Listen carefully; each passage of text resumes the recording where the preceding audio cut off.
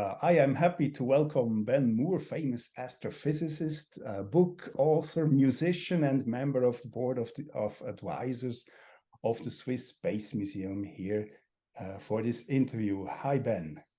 Hi, Guido. Pleasure to be here talking to you again. Ben Moore, for those who don't know you yet, please introduce yourself in one sentence. One sentence. I guess formally, I'm a professor of astrophysics at the University of Zurich, and I've lived in Switzerland been at the university for 21 years now. Okay, so your latest book called Sternenstaub, I have it here, is about important scientists who never received the Nobel Prize, even though you believe they deserved it. Among the 42 people you present, is there one that particularly touched you? I have several favorites. Amongst the list are several brilliant women who were ignored, or their PhD advisors took the credit, such as Jocelyn Bell. Scientifically, I like the story of Hugh Everett. A sad story because as a PhD student, he was trying to understand quantum mechanics, which is a challenging thing to understand. And at the time, there was a leading theory for the interpretation of quantum mechanics called the Copenhagen theory. And he came up with a completely different idea. And rather than, well, it would take maybe too long to summarize, but in the Copenhagen theory, it postulates that everything has a wave function and that collapses when you observe it. Now, Schrödinger didn't like this, and neither did Hugh Everett, and he came up with the suggestion that the wave function never collapses, but when you observe something, then the universe branches into two paths. And he came up with a theory of parallel universes. He went to Niels Bohr in Copenhagen, who called him an idiot. His theories were nonsense.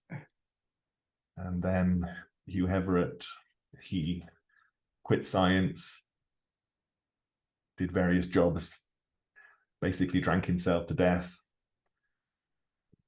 His daughter committed suicide, saying, "I want to join my daddy in a parallel universe." Very sad story. He didn't get recognition for his theories until much later. It's really sad. And now it's the idea of parallel universes is one of the leading interpretations of quantum mechanics.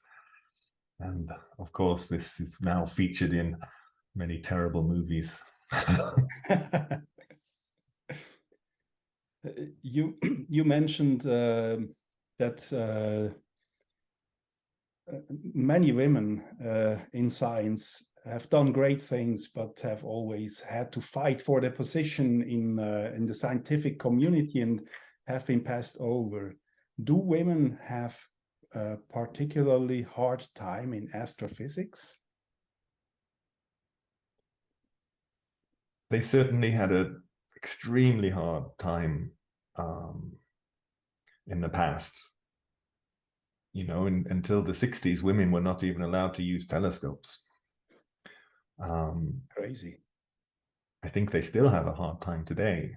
It's certainly a lot better than it was, but there is a long way to go before, you know, we have equality between men and women in the natural sciences.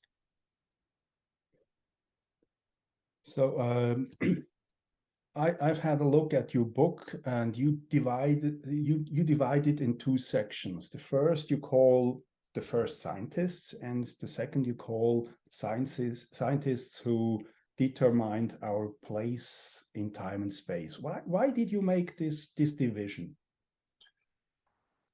Well, Alfred Nobel never specified in his will that the Nobel Prize couldn't be awarded to someone that was dead. And I wanted to talk about 10 of the main discoveries before Alfred Nobel, before the 1900s. Discoveries that led to our understanding of our place in the solar system. And they also include, some names you might not expect to be there, like Immanuel Kant, great philosopher. But when he was young, he actually spent a lot of his time writing about astronomy and science, and he came up with some rather spectacular theories about our galaxy and our universe.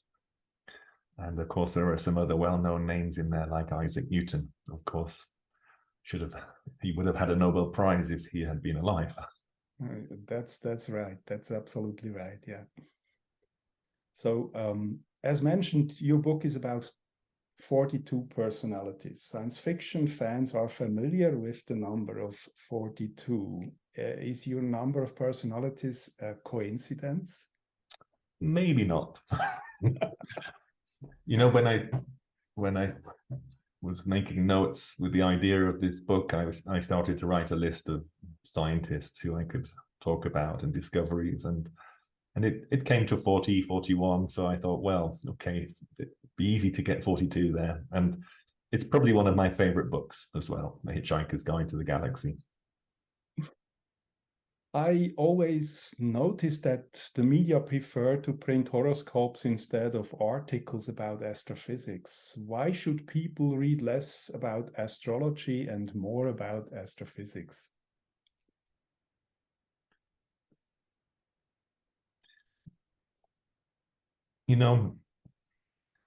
Many answers to that question. You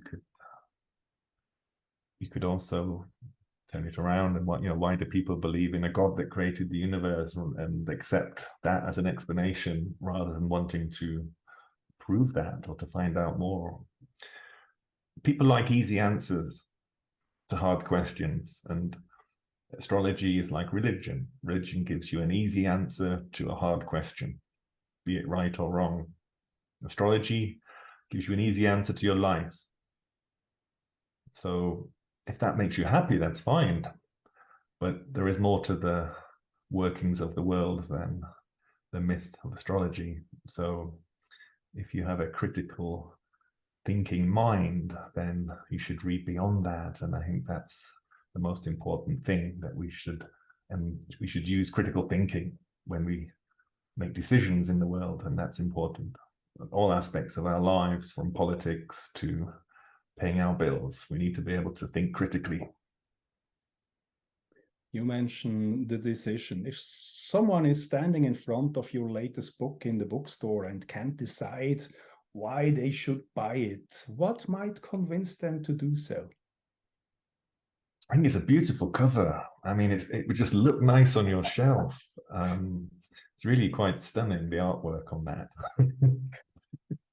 No, for me, I think I've written 5 or 6 books now, and this is my favorite book, actually, because it tells stories of people's lives, the scientists. It's not just about the science, but it's about the people as well. And there's nice little snippets of stories in there, from Alan Sandage, who he spent hundreds of nights a year in the telescope dome listening to classical music on full volume, and his colleagues would come close to the observatory and hear the dome resonating, to rumors of why Alfred Nobel never gave astronomy and mathematics a category in the Nobel Prizes.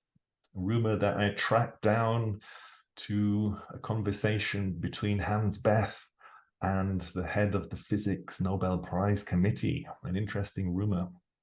Okay, sounds interesting. So people really should read it, should buy your book. At this point, I may reveal that 3 people don't have to buy this book. Ben, you provided us with 3 copies for a raffle. Thank you very much.